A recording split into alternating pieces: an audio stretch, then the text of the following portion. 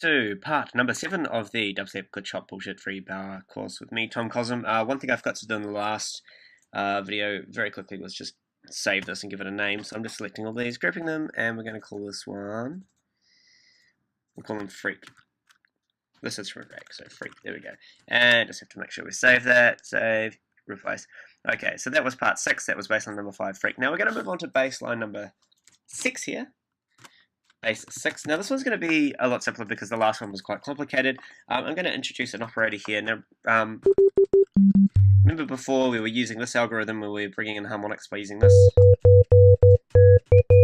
We're not going to do that way today. We're just going to go back to this original single oscillator. Turn these ones off. Now if we go over to the oscillator section, make sure you got the right oscillator selected. Go to 16. So we can add in our harmonics here. Now I'm just going to find a nice little combination of harmonics that sound good. Actually no, first what I'm going to do, I'm going to insert a MIDI clip here. This is where I want the notes to be. And let's put in some notes.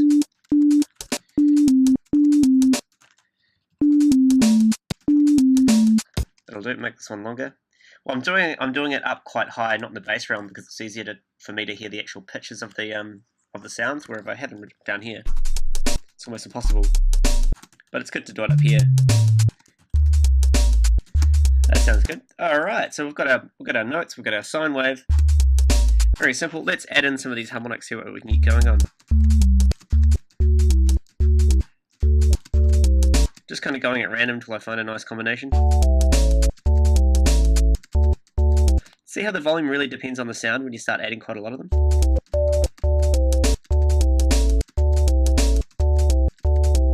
I'm happy with that.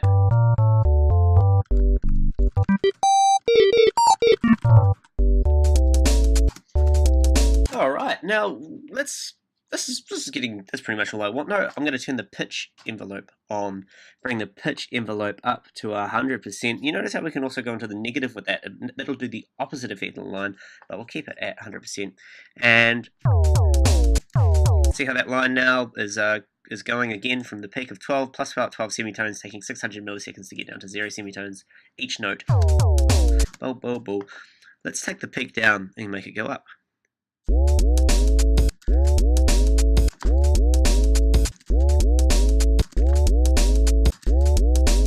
I like that. Let's go into the actual clip, remember over to the modulation section, and remember before we were talking we could select down from these drop down menus of what we want to modulate. We've also got pitch bend, volume and part, so I'm just going to pick pitch bend here, the most simplest one, and let's just pitch bend that last note down.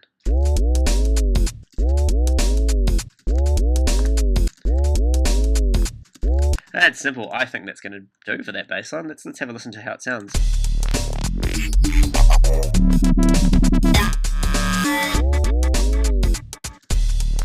That's alright, but I think this belongs here. I think these belong here. And I reckon this belongs over here. Let's see if that works.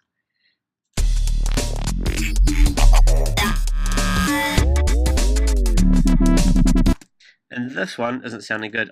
What I've noticed is, if we go, remember this bassline number 4, we had these harmonics that we brought in. This one's on 9. If we go down to 8, it's going to sound better because the 8th harmonic is an octave of the fundamental. And I shouldn't really go into another bassline, but I'm just going to do it anyway. Move that across. Where were we? Oops, I accidentally undid that. Bring that back down to 8. I'm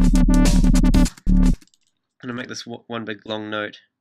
Let's pitch bend that down.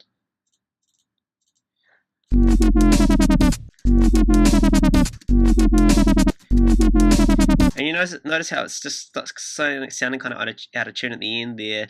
Let's bring the let's add in another point. Just make sure it hits around that zero point just before the end, just so the listeners actually get a little bit of the actual pitch. Here that kind of resolves a bit better than... Cool.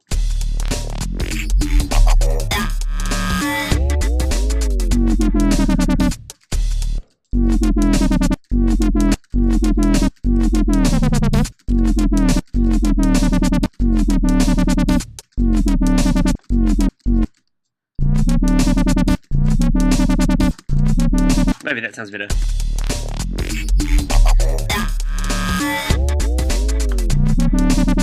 Cool, I'm happy with that. That was a real simple one. I like that. Simple's good sometimes. Bass 6. What do we call that? What do you use? Harm. He's pretty simple. We'll call him simple. Easy. Okay. Cheers. Check out number 7.